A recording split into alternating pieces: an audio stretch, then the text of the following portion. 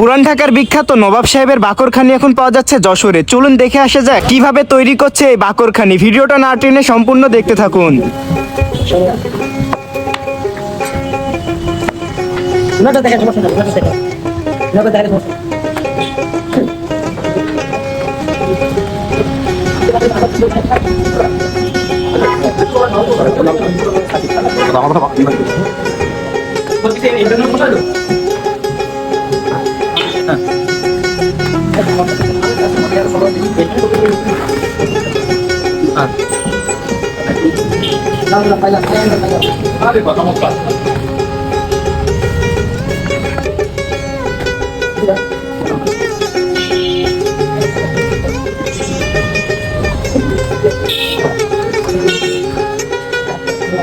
ভাই আর এটা পাঁচশো কি